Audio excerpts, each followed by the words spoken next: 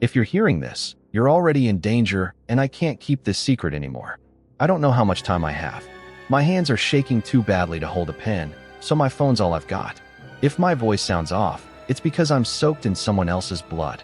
It isn't all mine. Not tonight. I can taste iron between my teeth, and there's mud in my mouth from where I crawled out of that field. If you know what that means, I hope to hell you're smarter than I was. Out my window, it looks like any American night, sodium lights humming, wind dragging empty fast food wrappers across the blacktop, someone's TV going through late-night infomercials. But things changed for me after midnight. Things crawled in that shouldn't exist here, and I'm pretty sure one of them is still stalking me, waiting. If my phone starts buzzing, even once, even now, I'll hurl it out the window. I know the rules, even if I broke one. You probably found this on a forum, a channel, maybe it got shared by some urban legend buff who thought it was just another creepypasta. It's not. I'm not some kid chasing Bigfoot stories or faking grainy photos. I'm a monster hunter. I know how ridiculous that sounds when you say it out loud, but that's why we never do. And tonight, I think I broke every damn rule they gave us. You're in danger because there are rules, 5 of them, that keep people like me alive. I spent years treating them like gospel, but the truth is, it's not prayer that saves you. It's obedience, fear, respect, and maybe a little bit of dumb luck, which finally ran out for me. If I disappear after tonight, you'll know why. Someone must warn the next unlucky bastard. If you've heard of anything like this, any rules I missed, any mistakes I made, leave it in the comments. I need all the help I can get. God knows, maybe we all do. Don't ever believe the world is normal when it's dark. And whatever happens next, don't let the silence fool you. It's never just the wind. Now, let me tell you how it started. You'd never guess what I really do. Hell, most of the time I wish I didn't know either. Most folks around here call me by my first name at the diner, nod at me at the gas station, and never really look past the smile and the faded ball cap. I like it that way. It's safer. More honest people have disappeared for asking the wrong questions than for carrying secrets. My days look simple. Diner coffee at 6:30 a.m., the watery, bottomless kind that stains your teeth and tastes like disappointment. Mrs. Carver always gives me a second refill before anyone else. She asks about my work, but I don't think she wants the truth or could believe it if I spit it out. Instead, she talks about her grandson's soccer team and the price of eggs, and I nod and let her fill the air. Odd jobs keep me afloat. Fixing irrigation lines, clearing brush, the kind of work that makes your hands rough and toughens your back. Cash only, no questions. I don't need much, just enough to pay for gas and whatever I can expense to the agency. That's what we call it anyway.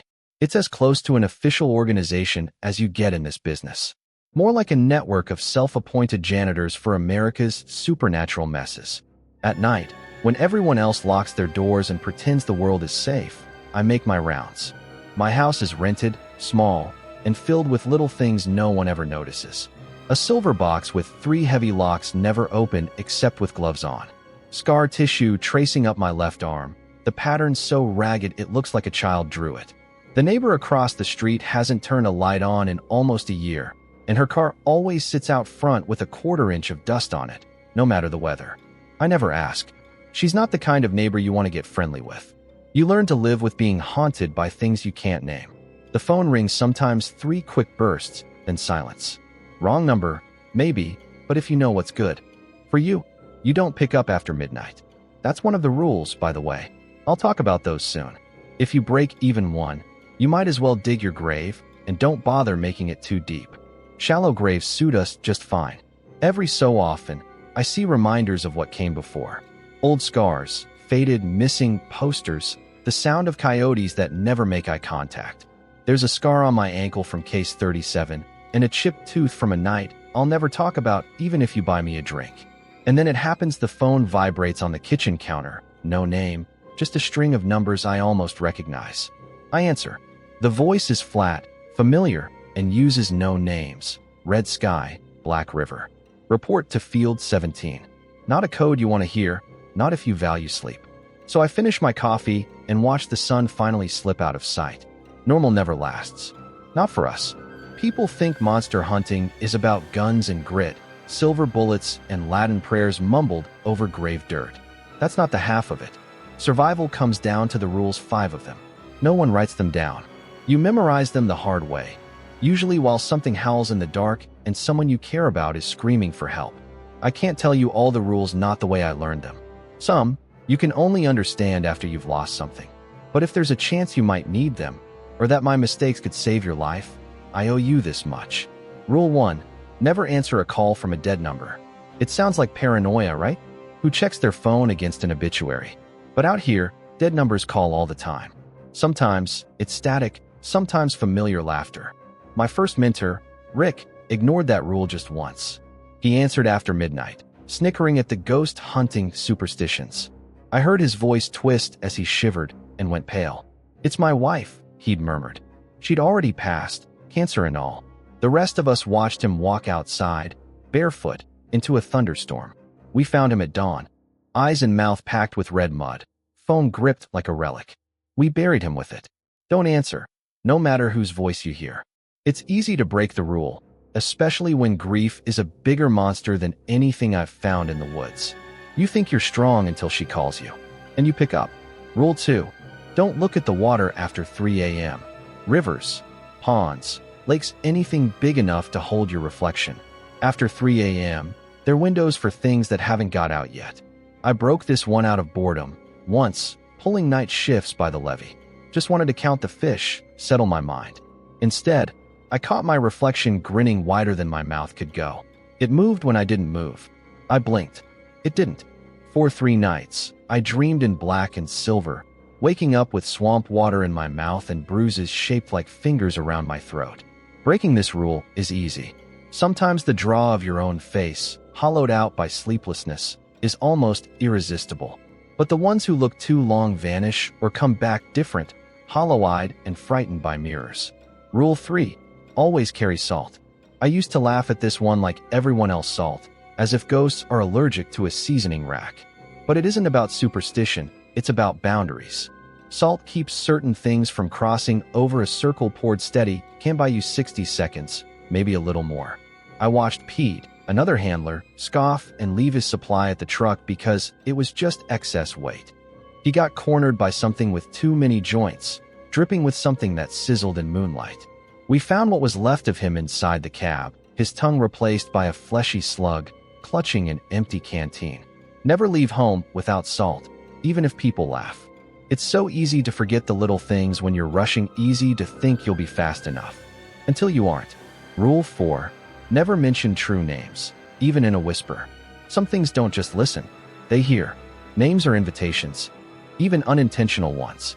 Every rookie gets cocky and tries to catalog what we face, the impulse to put order to the chaos. But order can be a trap. Years back, an intern from the agency recited a list of known entities into a recorder. 6 names in, something flickered into the room, a shape made of smoke and feathers. The walls turned to glass, and we all heard our own voices begging from the outside. The intern was gone. File lost, training updated. Now, names are locked up in code, replaced by numbers and designations that mean nothing to the ones who hunger for the sound. Don't even scribble them. Not when a nightmare could be listening beneath the floorboards or curled beneath your tongue, hungry to answer. Rule 5. If you hear singing, cover your ears and run. This was my first taste of fear, real fear, the sort that buckles your knees.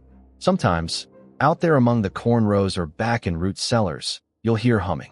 Sweet, old-fashioned lullabies sung by no one you see. My first partner, Jordy, tried to follow the song. He thought it was a kid lost in the dark, calling for help. He never found the singer, but they found him. Pieces of him, anyway, scattered from the edge of the woods to the door of his own house. Humming, "You are my sunshine." Now, when I hear even a hint of melody rising up from nowhere, I drop what I'm holding and run.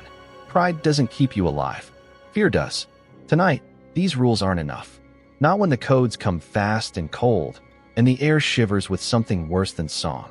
I can feel it circling, waiting for the next mistake. These rules, they used to be walls. Now, they feel like a cage. The agency doesn't like when you talk about what happens if you break them all. But tonight might be my turn to find out. The hunt started how they all do: shit, coffee, borrowed radios, and fake bravado to keep hands from shaking. We gathered in the agency van, burning out darkness with headlights that barely seemed to reach beyond the tree line. There's comfort in having a team, even when you know comfort's a lie. There were 5 of us that night. Me, Deshawn, Casey, and our rookie, Marisol Brilliant, fresh out of some Ivy League place, all driving no adjustment to the absurd. Her ponytail was too tight, her questions too eager. The 5th? He was just Tom from logistics, and I asked him once if he even believed in the things we hunt. He just smiled without his eyes and loaded the salt shells in silence. Gear checks a ritual. Salt, silver, radios, knives. Deshawn always jokes about bringing garlic just in case. Casey blesses everything with words from 3 different religions. I give the same lecture I always give before a red flag call. Stick to the rules, and you'll walk out. They nod like they believe me. Rain was coming, smell of ozone and raw earth mixing. The job was supposed to be simple. Livestock dead in a perfect circle, nothing left but bones and a strange scorch mark. We'd had worse. All you do is keep your head, follow the rules, make it home. The sky was wrong from the moment we stepped out of the van. Too quiet, too much static in the air. But I let the energy flow through me without showing it. If you panic too soon, you doom everyone. We split into 2 pairs, rookie with me. I could see Marisol watching everything, cataloging each step. I caught her tracing a symbol on her phone's notepad when she thought I wasn't looking. You ever seen real action? I asked quietly. She shook her head, lips pressed together. You ever see one up close? She whispered. I grinned, dark humor keeping fear at bay. Up close is close enough. We made our way through rows of damp corn, boots sucking at the mud. Every so often, I'd catch a flash of bright eyes in the undergrowth. Not quite animal, not quite afraid. The job numbs you to such things at least until it doesn't. We set out salt lines. Casey radioed in that her compass spun whenever she got near the creek. A normal hunt, which is to say, nothing normal at all. That's when it happened. A phone rang. Not mine. Not Deshawn's. Not Casey's. Marisol froze, glancing down, startled by the sound. It was a tone I hadn't heard since Rick answered that call, a bubbling, laughing ring that swung between a lullaby and static. She stared at the screen, the color draining from her face. It's my brother, she said, choking on disbelief. He's gone. Years ago, I told you not to answer, I hissed, reaching for her wrist. She pulled away, thumb hovering over the screen. It's probably just a spam call, someone using his number. I saw the rule fracture in her eyes, the disbelief and longing mixing with that fatal, stupid hope.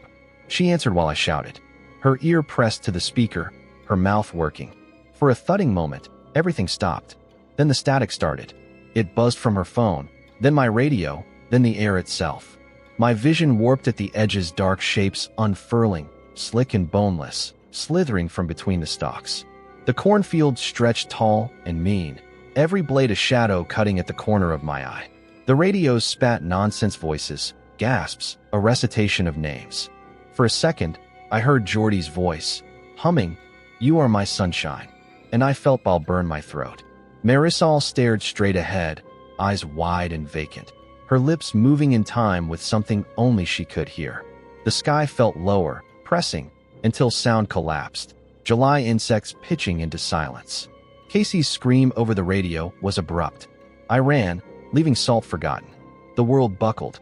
I glimpsed something crawling over Marisol's shadow, stretching it thin, making it dance in jerky, impossible shapes. Deshawn's flashlight spiraled, a frantic Morse code against the leaves. He was shouting, but all I heard was laughter, a high-pitched bubbling that kept growing louder. I grabbed Marisol, yanked her back, slapped the phone from her hand. Too late. The thing in the cornfield was already moving, smell of wet fur and ozone, burning my lungs as I hauled her behind a ruined scarecrow.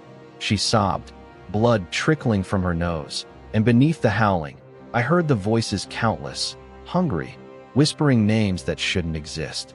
At some point, Tom started reciting the Lord's Prayer, each word stuttering, then dissolving into static. The air shimmered with things we're not meant to see, coiling, limbed shadows, faces that flicker in impossible shapes. If I tried to describe them too closely, I'd lose more than my mind. There are things we're not even allowed to describe. The ones who do lose more than eyes. Eventually, it ends. Or maybe the nightmare just decides it's fed enough. We stumble back to the van, every radio dead, salt spilled, rules broken. Marisol won't speak. Casey can't stop shaking. Tom stares at me, lips stitched tight, as if any word will be the wrong one. If anyone out there's ever lost a team member, drop their name. We remember the lost. This isn't a game for heroes or skeptics. It's for survivors. And some mistakes you don't come back from. The rules aren't suggestions, they're the thin line between remembrance and a name whispered in the dark by creatures that never forget. Every town has their own set of rules. Ours just happen to be written in blood. You eat your apple pie, watch the Friday night lights, listen to talk radio on the drive home, and you convince yourself you know the place you live. Church on Sunday, grocery runs, the grind of everyday life. But here's the truth nobody hands you in Sunday school. Every bit of normalcy in America sits on ground salted with secrets. For every sunlit Main Street and PDA fundraiser, there's a darkness working overtime to keep things looking ordinary. You're living on top of a graveyard that smells like fast food and burnt coffee, but the bones beneath twist when you sleep. Most people are blessed with ignorance. You can't see the cracks if you don't look too close. But once you know how to watch, you can't unsee at the houses with windows that never light up, the 3 a.m. fogs that roll and dry, the nights where you hear dogs howling, but no one owns a dog. It's baked into America's DNA. We pave over horror, slap a coming soon sign on it, and whistle past the cemetery. I think that's all the agency is, in the end, a patch job, a band-aid on a country that leaks strangeness from every pore. They tell us the agency was started in 1856, after a cattle mutilation in Iowa ended with an entire town speaking backwards for a month. There's a memo never shown outside certain trusted eyes, with names you'd recognize, hand-signed in quaking ink. Judges, senators, pastors. Every state has its own field office now, hidden behind places like agricultural resources or historical preservation. The ones who teach from on high, the supervisors, never show their faces. You hear voices through radios, dark glass in the conference rooms, orders that loop and echo, pronounced deadpan and never repeated twice. When you ask too many questions, your radio gets replaced or your email password resets without warning. I've seen paperwork stamped ultra vires beyond authority carrying orders that make no sense unless you believe in ghosts, or worse. And still, there are older stories, hand-copied memos, local field lore, never making the files, but circulating like smudged rumors at a family wake. Rituals disguised as protocol. The agency calendar is marked with feast days and eclipses, not federal holidays. I've even met a handler from Kansas who refuses to travel on certain odd-numbered routes in September. She explained it once, but I stopped her before she got through the why. Sometimes I think the only thing holding the world together is that most people don't care about the glue. Here's the thing, the rules you know? They're the tip of the spear. Field teams follow 5, but the higher-ups know more. You catch snatches in conversations, warnings half-heard in the crackle of a bat. Radio, remember Fort Cabot. No one enters a burning circle. Don't eat the fruit if it's unripe. Most of us learn what we need to learn by surviving the fallout from someone else's mistake. Once, after a bloody night in Mississippi, I caught a supervisor muttering about the 6th rule, but when I pressed for details, the whole week changed. Briefings rewritten, routes altered, people reassigned like chess pieces. It's an unspoken threat. Curiosity kills, and it doesn't bother disposing of the body. There's a network of old-timers who share whispers online, building up lore that the agency buries or laughs off as folklore. Some say there's a 6th rule, but nobody who's learned it survived long enough to warn the rest of us. Some say there are hundreds, written down in a burnt ledger somewhere in the Midwest. The ones who chase the truth wind up hollow-eyed, clutching salt and staring at shadows even when the sun is up. We trade warnings, jokes, horror stories because if you treat it too seriously, you either get institutionalized or you vanish. There's always been a tension here. On the face of it, America is all about freedom, progress, tomorrow. But ask anyone who's hunted on our side of the battlefield, there's an inheritance running through this place. Rituals older than the flag, debts unpaid, monsters buried in foundations. Some of them went into politics. Some never had to. I wonder, sometimes, if the bureaucrats believe their own rules, or if the higher-ups simply feed us enough truth to keep our nerves shot and our loyalty intact. I've seen a director dismiss a field agent for excessive pattern recognition, as if noticing the cracks is a firing offense. I used to want to know everything. Now, I'm not so sure. You'll hear people say knowledge is power. Not here. Here, knowledge is bait in a trap the size of a country. What you don't know might kill you. What you learn will make you wish it had. But the rules won't save me tonight. The agency can't reach into these hours, nobody can. The only thing worse than breaking their rules is being left to deal with what breaks through as a result. And something is already scratching at my walls, looking for a way in. 2:31 a.m. If you want the exact moment my night and maybe my life fractured, it was then. I checked my watch by reflex, cold sweat trickling down my spine, the taste of blood in my mouth like a swear. The house creaked around me, cold radiating from the floorboards, and still, for a split second, I let myself believe nothing would cross the line tonight. 2:35 a.m. Static flared on every radio, shrieking in a dozen lost voices before it died. I froze, thumb hooked through my salt canister, listening as all the locks on my little rented house thunked in unison. Not snapping open, the opposite. Bolted, sealed, like the walls were holding their breath. I pressed my back to the wall, shotgun in hand, breathing ragged and shallow as the drone built outside, and the air pressed in, thicker than fog. The rules crowded my head, their warnings growing claws. Then the singing started. Low at first, as if memory could hum. You are my sunshine. The words rose from under the floor a little out of tune, trembling. I stuffed my hands over my ears, cursing myself for ever laughing at Jordy's jokes, for thinking fear was something you outgrew. But the sound wormed its way under my skin, a vibration racing up my spine, shaking my teeth. I whispered, "Shut up, shut up, shut up," but the melody grew louder, insistent as a child tugging your sleeve in the dark. The phone, black and lifeless half a second before, lit up on the counter. No number, just a flickering notification. For a sick moment, I thought about smashing it. That's when my eyes caught the clock above the stove. 2:41 a.m. Rule 1. Never answer a call from a dead number. Rule 5. If you hear singing, cover your ears and run. But there's nowhere to run inside 4 locked walls. Only corners and ghosts and the sound of your own breath.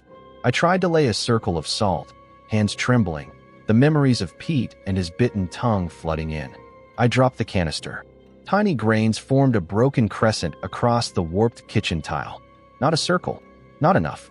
The singing turned harsher, the voice slipping, cracking, multiplying. I tried every agency trick. Earplugs, white noise, prayer that never quite stuck in my mouth. Useless. The kitchen light flickered, bulbed out, left me in the stark silver of the fridge and the digital clock. Was it my mother's voice now, crooning? Or my own, echoed back at me from the other side of sanity? 2:48 a.m. Something heavy pressed against the door. Not a knock, but a slow, measured caress, like a tongue tasting old paint. The lock creaked, metal whining, a warning.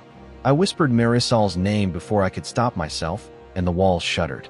A new voice joined the chorus, the sound of static, a rattle like bones in a sack. The house smells like ozone, something beneath it, a rot so deep and sour it made my eyes water. 2:51 a.m. Would you rather doom your friends, or break the code? The question wasn't spoken aloud, but it wormed into the air, the pressure of possibility. The rules echoed in my ribs, but cracked under the threat of annihilation. I picked up the phone. The screen was a swirl of shapes, not numbers, not letters, just a wound yawning open. I squeezed my eyes shut, salt burning my torn palms. The ringing pulsed in my teeth, my bones, somewhere behind my eyes. Every monster hunter tells themselves, "I'll never break the rules, no matter what." But that's just a lie we tell to keep fear on its leash. I made a choice. I should have chosen better. I ran for the bathroom, trying to buy myself another 30 seconds. Water pipes hummed, unsteady, a gurgle under the floor that sounded far too much like breathing. Rule 2. Don't look at the water after 3 a.m. Cold air, and listen to the crunch of something circling the house. Scraping, whispering, clicking its teeth, the sound of want, pure and focused. 2:55 a.m. I heard the crying soft at first, a child's whimper spinning through the walls like the storm's heartbeat. The agency always tells us, ignore pleas that come from nowhere. But the urge is primal. Who turns away someone in pain? I tried to call Deshaun, thumb stabbing the speed dial. Only static. I pictured his face, shadowed and serious, always with some ancient story to keep the dark at bay. I caught my own reflection in the bathroom window, my face, but not my face. A wider grin, eyes ringed in bruised purple, mouth twitching. The thing behind me was only partly visible, a bulge in the linoleum, a smear of shadow stretching beside my shoulder. I nearly said my own name out loud, not certain who would answer. I turned away. The pipes shrieked. I ran back to the kitchen, fumbled for more salt, hands numbly tracing patterns. Cracked floors, leaking shadows, every room colder than the last. The humming became words. You broke the circle. Who should I take? The ceiling trembled. I heard footsteps above me. Impossible. I live alone. 2:59 a.m. Time stretched, thinning like old paper. I felt the walls breathe, hair standing on end. The choice pressed harder, swallowing all rational thought. Could I really let it take someone else? Or do I break a rule and face whatever comes? I did the only thing I could. I whispered a name. Not one of theirs, not Casey, not Deshawn, not Marisol, but a name from the agency's deepest files. A string of syllables we're ordered never to utter, never to even write. I whispered it because it was either that, or let the thing outside peel its way in and drag me screaming out by my soul. I don't remember the moment the word left my mouth, just the pressure lifting, then doubling, then bursting in my ears like blood. The singing stopped. The house shuddered. The taste of ozone faded, replaced by something worse, a sense of emptiness, a silence so thick it rang in my bones. For a beat, I thought I'd survived. And then everything changed.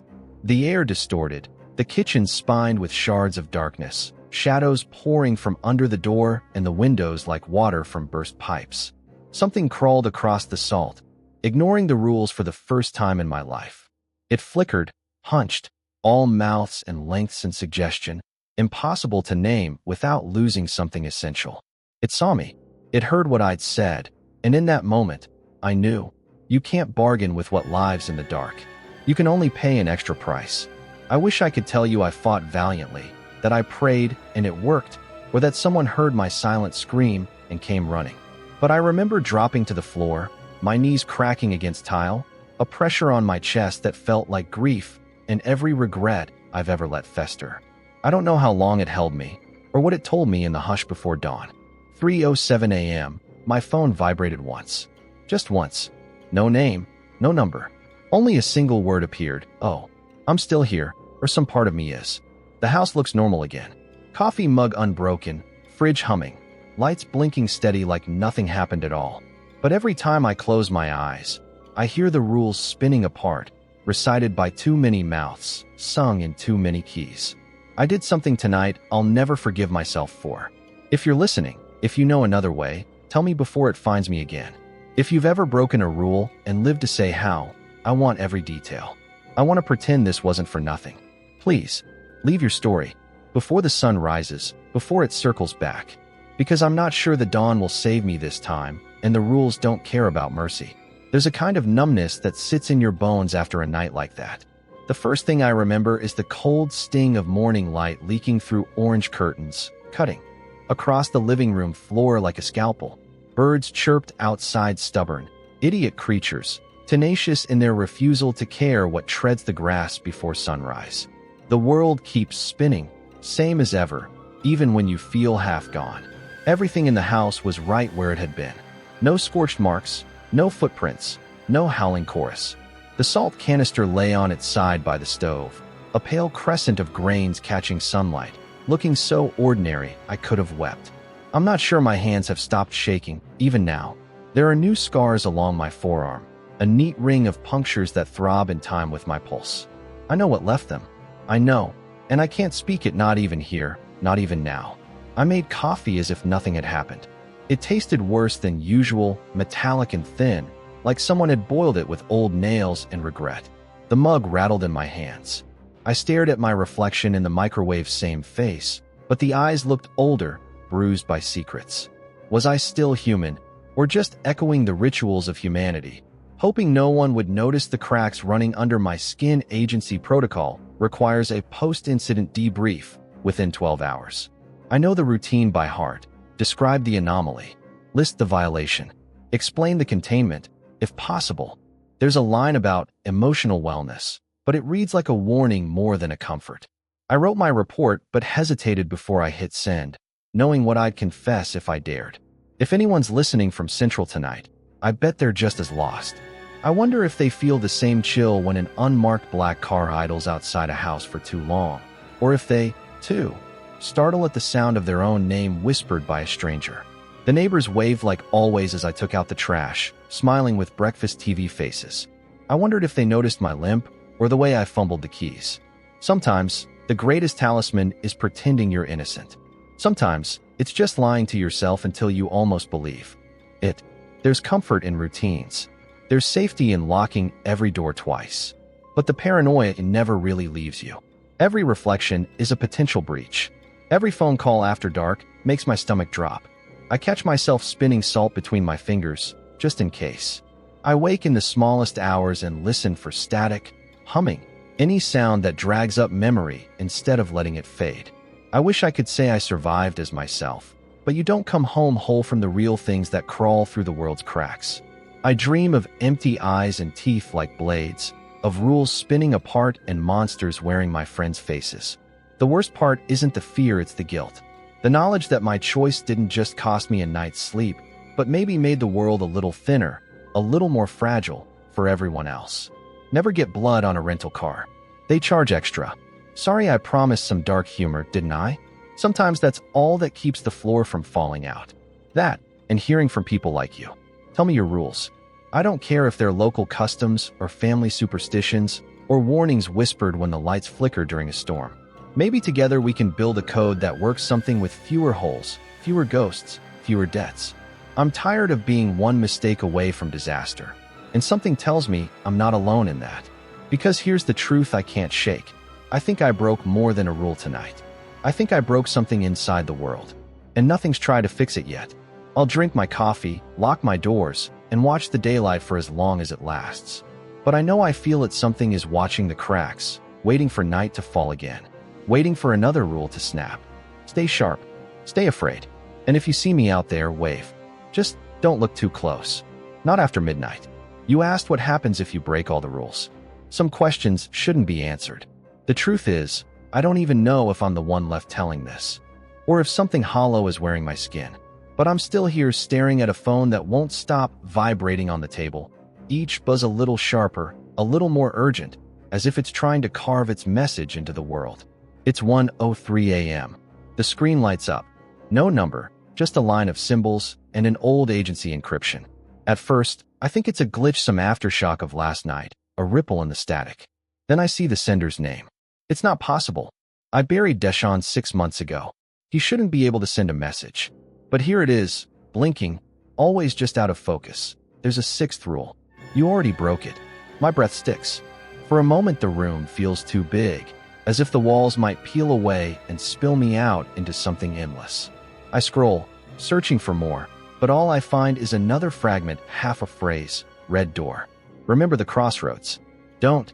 The message ends in a hiss of static, a whisper of something pressing against the edge of language. The phone dies so suddenly, it almost takes the air from my lungs. So now I'm asking you, whoever's out there, wherever you're listening from, have you seen the red door? Have you gotten a message like this? Have you seen the crossroads at night, when the wind blows the wrong way and the shadows pull instead of stretch? Comment if you have. Send this to someone who needs to know. Someone who thinks the rules are just bedtime stories. Hear me if I'm gone when you wake up. Remember, never answer the phone after midnight. That's not a suggestion. It's not a dare. It's the last shield between you and something that hungers for names. And if you ever learn what the sixth rule is, don't keep it to yourself. You might save a stranger's life, or you might damn a whole town. The line goes dead. Static fills my ears. Somewhere, out in that long dark, a new hunt has already begun.